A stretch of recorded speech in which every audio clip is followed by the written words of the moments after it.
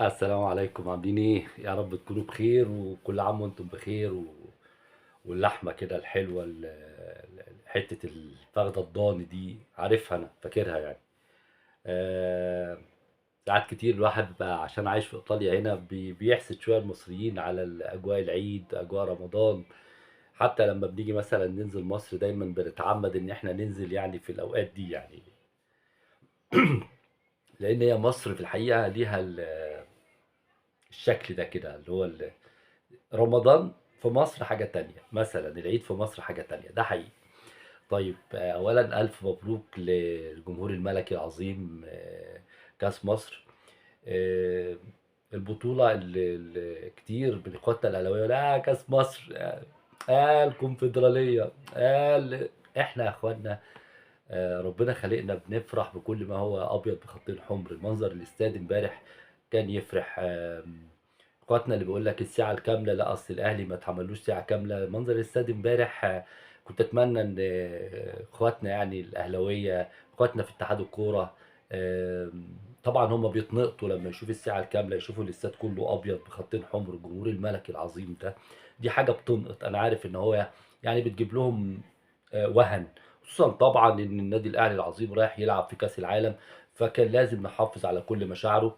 ما كانش ينفع ان احنا نأجل الماتش ساعتين، لان لازم نحافظ على مشاعر النادي الاهلي والكابتن زيزو العظيم اللي هيروح ان شاء الله يلعب ويؤدي امام ميسي ان شاء الله.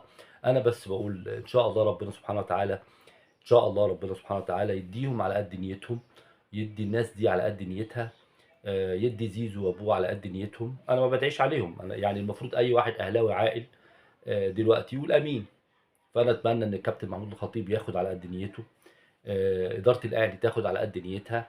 وكفايه كده كلام عن النادي الاهلي، ونتكلم عن نادي الزمالك، نتكلم عن مصطفى محمد اللي كان منور امبارح دكه الزمالك. شوف قد ايه الولد ده جميل. الولد ده يعني للي ما يعرفش، وعشان يعرف تقاليد الزمالك والكواليتي بتاع الناس اللي بتلعب في الزمالك، الزملكاويه بجد، مش الزملكاويه عشان الكام مليون، لا الزملكاويه بجد. الواد ده اتعرض للإيقاف في فرنسا، فرنسا اللي بتعادي كل ما هو حضاري يعني، لمجرد ان هو رفض ان هو يلبس فانيلا لاخواتنا البعدة المثليين يعني، بعيد عنكم يعني، بعيد الشر عنكم. الواد اللي عنده مواقف، الواد الجدع، الراجل اللي هو الواد الراجل اللي عارف هو بيعمل ايه وبيعمل ايه يعني. مهما كان هيتكلف فلوس، اصل في النهايه فلوس. في ناس مش فاهمه يعني ايه فلوس، في ناس جعانه فلوس خلاص، هي اهم حاجه عندها الفلوس. ت ت ت تقعد معاك لغاية قبل ماتش كاس افريقيا بيوم، ويعلن ان انت رايح تلعب في الفريق المنافس. يعني عمل لا اخلاقي في النهاية. هو عمل لا اخلاقي ولا شك ان انت تعلن حتى عن انتقال زيزو المجيد يعني للنادي الاهلي العريق قبل ماتش الزمالك بيوم واحد. اظهر نيات واحقاد وغل نادي المبادئ يعني، للاسف الشديد يعني. ولا شك كان الغرض منها ان الزمالك يقع في بطولة افريقيا. هو الغرض منهم مش ان هم يقووا فريقهم بقدر ما هو انه يضعف فريقك ويقلل منك يعني. آه، الحقيقة السنة دي جت عليهم بشكل غريب شوية، ان البطولة المحببة ليهم والفريق اللي دايما بيخافوا منه انه يتغلب من فريق اسمه بيراميدز بقاله 7 سنين بس. وسبحان الله ان الزمالك ياخد الكاس من فريق قوي وفريق محترم وفريق ليه شكل ولون وطعم، فريق بيكسب بعرق وبجد، مش فريق بيكسب بقرارات إدارية، مش فريق مدعوم من رابطة وشلة رباطية واتحاد كورة فاشل ومنظومة فاسدة. كل ما هو فساد في الأرض موجود في داخل المنظومة الكروية المصرية. المهم ان فرقه بيراميدز الحقيقه فريق تقيل، فريق قوي، فريق محترم، فريق، وانا زملكاوي، كان يستحق حتى الفوز امس يعني، ما فيش فيها اي مشكله. كان لو كان فاز ما كانش هيبقى يعني عمل شيء غير متوقع يعني. فريق محترم، فريق بيلعب طول الملعب، فريق اتظلم ظلم فادح من اتحاد الكوره، من الرابطه، بعدم تاجيل مباراته، ان هم خلوه يلعب مباريات ورا بعض ورا بعض ورا بعض، كل ده عشان الكابتن كابتن زيزو يروح يلحق الطيارة، لإن إحنا أنتم عارفين في مصر كل اللي إحنا بنعمله إحنا عايزين النادي الأهلي العظيم يتحط في مواقف عظيمة، يروح يشرفنا إن شاء الله في كأس العالم، وربنا إن شاء الله يديهم على قد نيتهم، زي ما عملنا قبل كده. لا يحيق المكر السيء إلا بأهله، أنا باقول لا يحيق المكر السيء إلا بأهله. يعني وهيشوف الناس إنه المكر والحقد والغل وقلة الأدب ليها مكانها، وليها كمان ليها التمن اللي لازم يدفع، ليها الأتمان الغالية اللي ممكن يدفعها النادي الأهلي العريق. أنا بقول النادي الأهلي العريق اللي للأسف الشديد في فترة من أسوأ فترات تاريخه الإدارية، ناس شغالة. أنا آسف يعني، أنا لما بقول يا جماعة أكيد نسا مش قصدي طبعا يعني أخواتنا النساء اللي هي أمي وأختي وبنتي ومراتي، أنا مش قصدي أبدا كلمة نسا مقصود بيها النسا، لكن أنا أنا حبيت أوضح بس إن كيد النسا هو الكيد اللي بتعمله حبايبنا البنات الجمال اللي هم يعني عندهم أحاسيسهم بتطغى عليهم يعني، لا يجب للرجل أن يكون عنده كيد نسا يعني.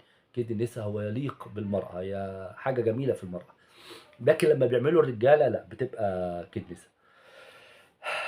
امبارح أنا عايز أقول مبروك لميدو المحترم، اللي أنا يمكن انتقدته قبل كده. وضح هو حتة الشيكات ما كانتش متقالة بالطريقة اللي هو قالها، وإنها كانت في سياق الرد على بعض العناصر الإعلامية الجميلة يعني اللي عندنا في مصر. كله حاجة عجيبة جدا، إعلام رابطة اتحاد كله زي بعض، كله لون نفس اللون، حاجة غريبة وعجيبة يعني. ولا أعتقد إنه هيفيد الخصم يعني في شيء. مبروك لحازم إمام، مبروك لاستاف تدريبي عمل كل شيء بإمكانيات تقريبا مش موجودة. يعني الزمالك يا اخوانا لا يقارن لا بالأهلي، لا يقارن ببيراميدز، لا يقارن بسيراميكا كليوباترا، لا يقارن بالبنك الأهلي. الزمالك في أصعب الظروف ابتدى الموسم بتاعه بفوز مهين، فوز مهين على النادي الاهلي. يا عم ده ضربات جزاء، فوز مهين، لان انت كنت بادئ من سقف عالي، كنت بادئ من 7-0 و8-0 وانتوا رايحين تنيلوا ايه، والزمالك المفروض ما يروحش، ففاز الزمالك فوز مهين على النادي الاهلي. اتبعه لقاء قوي جدا في السوبر المصري، ولولا ان الحكم الجميل مش عايز اتكلم يعني لغى جون الجزيري، كان الزمالك فاز كمان بالسوبر المصري، وكان اهان البرج العالي اللي فريق تاني عايش فيه. انت بتتكلم ليه عن الاهلي كتير؟ انا بتكلم عن الاهلي كتير لان الاهلي للاسف الشديد ما احترمش حاجات كتير، ما احترمش الاخلاق الرياضيه، لان في حاجه اسمها في الرياضه في النهايه محكومه باخلاق يعني. سيبك مثلا لما واحد اهلاوي يقول لك ايه ده، هو الاهلي مش من حقه ياخد لعيب؟ لا لا، خد اللعيب، ان شاء الله هنشوف اللعيب يعني معاك. خد اللعيب اللي انت عايزه واعمل اللي انت عايزه، لكن هناك اخلاق رياضيه.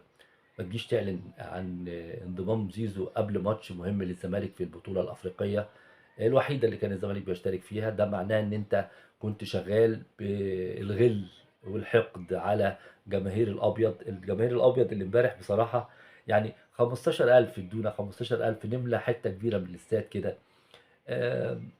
عيب والله يعني. نهاية كأس مصر كان المفترض إن يكون في الساعة الكاملة، زي ما كان في الساعة الكاملة للأهلي في ماتش سان داونز.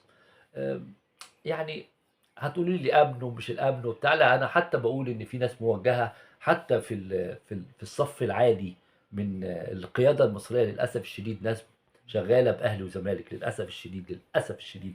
لأن مصر يعني الكبيرة والعظيمة تستطيع أن تنظم مباراة لكرة القدم يكون فيها طرف الزمالك، يعني زي ما بتنظم مباراة يكون فيها طرف النادي الأهلي. يعني جماهير الأهلي أعتقد يعني ليست أكثر أدبا من جماهير الزمالك، مع كامل احترامنا طبعا. الزمالك امبارح بيقول أنا موجود. الزمالك امبارح بيبتدي موسم ببطولة كأس السوبر الأفريقي، بينهي الموسم زي ما الاتحاد قال إن الموسم انتهى بالأمس. وأنا بس عايز أقول حاجة بالنسبة للموسم اللي انتهى بالأمس. يعني هل يحق للاعب من الفرقتين، والله ما أعرف مين الفرقتين اللي وصلوا النهائي، أعتقد سيراميكا، هل يحق للاعب من سيراميكا أن ينتقل الآن قبل النهائي لفريق تاني؟ سؤال يعني، معلش، مجرد سؤال، مجرد سؤال. طيب النادي الاهلي اللي انسحب من الرابطه النادي الأهلي اللي انسحب من الكاس آسف، النادي الأهلي اللي الموسم بتاعه قبل كده بكتير، هل كان يستحق لاعب؟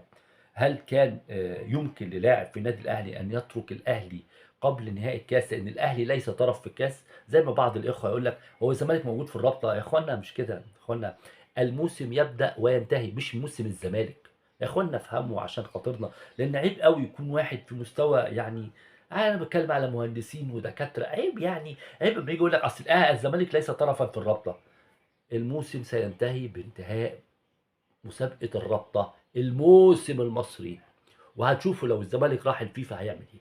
آآ الزمالك لو راح الفيفا هيعمل مشاكل كتير، بيراميدز راح فعلًا الكاس المحكمة الرياضية، الفضايح هتبدأ تبقى على مستوى العالم، أنا ما ليش دعوة بالقصص دي، أنا خلّونا في فرحتنا بالنادي الملكي العظيم.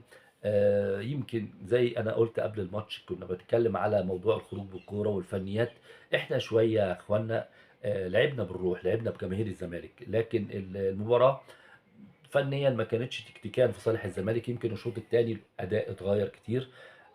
بنقول شكرًا لكابتن أيمن رمادي مجهود وأعصاب محروقة، بنقول شكرًا لكل الزملكاوية اللي حضروا امبارح في الاستاد، بنقول شكرًا حتى للرابطة اللي أظهرت النيات السيئة، بنقول شكرًا لاتحاد الكورة الغير منصف، الغير عادل، مش مهم، حتى في ظل وجود أشكال زي أشكالكم بنكسب بطولات. أنا عارف إن أعصابكم بتتحرق يعني وبتتعبوا نفسيًا، لكن ممكن تبدأوا تغيّروا، يعني مثلًا أستاذ أحمد دياب مثلًا يمشي ويرجع الكابتن عامر الحاج آسف، الحاج عامر حسين يرجع من الفترة اللي قضاها واستريّح فيها، ويبدأ يعمل لنا الجداول الجميلة الظريفة الحلوة، أهلي وفاركو، عين الأهلي وفاركو، وبعدين الأهلي يلاعب فاركو في الرابطة، وبعدين يلاعب فاركو في يعني إيه الأهلي وفاركو كده بيعملوا ممكن نعمل لهم بطولة خاصة بيهم، بطولة جميلة، الحقيقة الفاركو الجميل اللي بيكسب بيراميدز وبيتغلب 6-0 من الأهلي، أندية جميلة، أندية عظيمة، أندية يعني بتشعر بالفخر من ناحيتها، أندية رؤسائها بيعملوا مكافآت هزيمة، لمّا الأهلي يلاعب فاركو، لعيبة فاركو ليها مكافآت، يعني لو اتغلبوا كل ما يتغلبوا أكتر ياخدوا مكافأة أكبر، حاجات غريبة وعجيبة لا تحدث إلا في أم الدنيا، أمنا الجميلة مصر. في النهاية الزملكاوي بيفرح كأس مصر إحنا بنفرح بالقليل، إحنا بنفرح في كوباية مَيّة، والله امبارح لو كنا اتغلبنا بضربات الجزاء برضه كنا هنفرح. يا إخوانا خليكم عارفين حاجة بس عشان تعرفوا الفرق بين المستويات يعني كامل احترامنا يعني، الزمالك ساعات بيبقى كسبان 2-0 و3-0 وجماهيره خارجة زعلانة. ده جماهير الملكي، جماهير الفن والهندسة، جماهير الأبيض أبو خطين حمر، جماهير ما يفهمهاش غير اللي عاشها يعني، لكن الجمهور اللي هو أهم حاجة عنده أنا كسبنا الدوري، اكسب، اشرب دوريات ما يهمكش يا حبيبي، وعاشت النزاهة وعاشت المبادئ، وربنا إن شاء الله يديكم على قد نيتكم، دي يا أخوانا دعاء يعني أتمنى من الله إن هو يحققه، ربنا يديكم على قد نيتكم في لقاءاتكم في كأس العالم. وإن شاء الله في كأس العالم تكون صورة الأهلي يعني على قد نيته، على قد نيته، على قد نية كابتن محمود الخطيب، على قد كابتن زيزو وأبوه الناس الجميلة الحلوة دي، على قد كابتن إمام عاشور الناس الأخلاق، نتمنى بجد إن كابتن بن شرقي يقدم موسم كويس، إنسان محترم، إنسان جميل في كل الظروف، إنسان رائع زي كابتن مصطفى محمد وهو قاعد على دكة الزمالك، إنسان جميل، تحس كده بالفخر وأنت بتتكلم على ناس معينة، وتحس باشمئزاز وإنك آسف يعني في اللفظ عايز وأنت بتتكلم على ناس تانية. مبروك الزمالك، مبروك جمهور الزمالك، يا رب دايمًا قدّام، أنا واثق إن الشباب الجديد اللي ماسك إدارة الزمالك، لجنة التخطيط، الناس اللي جاية جديد في التشكيل الهرمي لنادي الزمالك، أنا سمعت كابتن ميدو حاجة تفرح، الفكر جيد جدًا، جدًا، عالي، طبعًا هيجابه اوعى تفتكر إن الأمور سهلة، أنت ممكن تتخيل كل حاجة، ممكن تتخيل الدولة بأنظمتها بتتحرك عشان تهد اللي أنت بتعمله. معلش في أسوأ الظروف أديك بتكسب بطولتين، بطولة أول الموسم من النادي العريق، وبطولة آخر الموسم من بطل أبطال أفريقيا الفائز على صن داونز، حاجة بتفرحنا، حاجة بتسعدنا، لأنه مش متوقع لأن أنت في مكان آآ أحسن المتفائلين لا يتوقع إن أنت هنا، يعني في ناس يقول لك يعني هم لسه عايشين، والله لسه عايشين، ولسه بيتنفسوا، ولسه بيدبدبوا برجليهم، ولسه بيقولوا الفانيلا البيضا في خط الحمر، حبيبي.